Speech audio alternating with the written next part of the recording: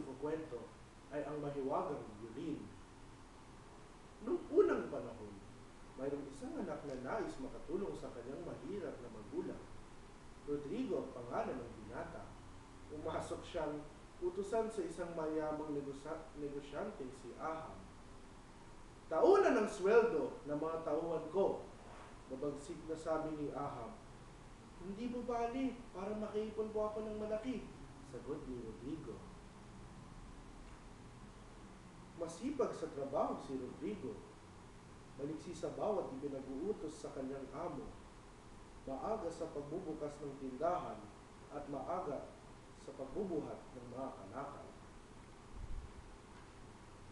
Makalipas ang isang taon, hiningi na ni Rodrigo ang kanyang sweldo kay Ahab. Gusto ko po sanang umuwi muna sa amin para maibigay ang sweldo ko sa aking mga magulang. Mahinaw paalam ni Rodrigo. Sa susunod na taon mo na kunin ang iyong sweldo para mas malaki. Pagdidilat ni Ahab sa binata. Pumayag si Rodrigo dahil inisip niyang maiipon ang kanyang sweldo.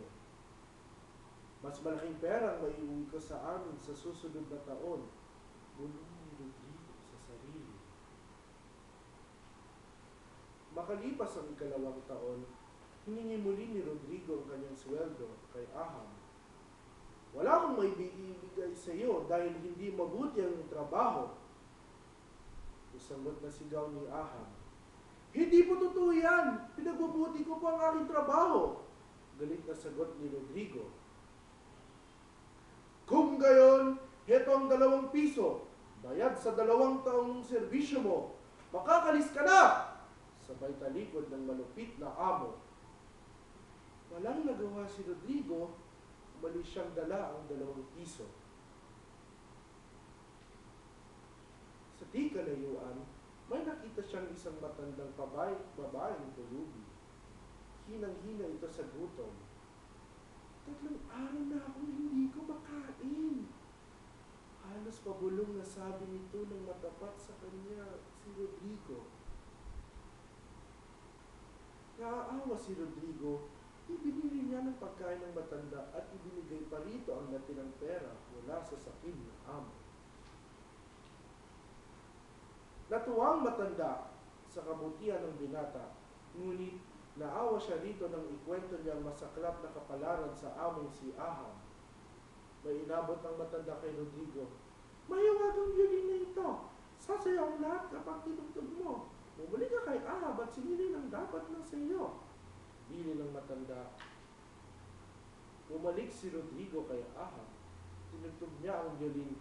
Sayaw ng sayaw si Ahab. Paikot-ikot at pakindang-kindang pa. Parang awa mo na! Itigil mo na ang pagtugtog! Babayaran na kita! Hinga ni Ahab.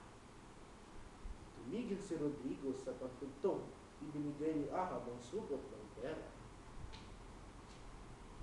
Ngunit, hindi pa nakakaliw si Rodrigo ay hinuli siya ng mga sundalo. Hayaan ang magnanakaw. Huliin niyo at ikulong! Galit na galit si Ahab. Nakatulang bitayin si Rodrigo sa gitna ng plaza. Sa araw ng pagbitay, nagsalita ang hukom. May nais ka bang hingilin bago ka mamatay? Sabi ng hukom.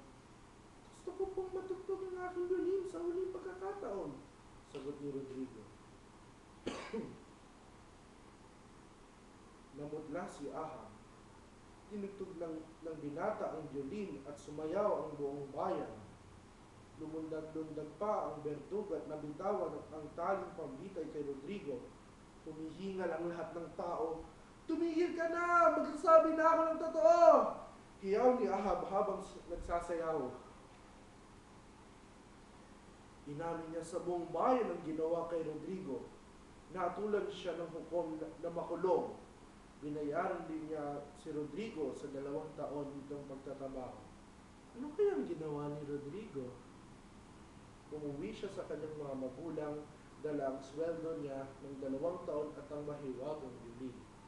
At yan ang aking kwento, ang mahiwagang violin.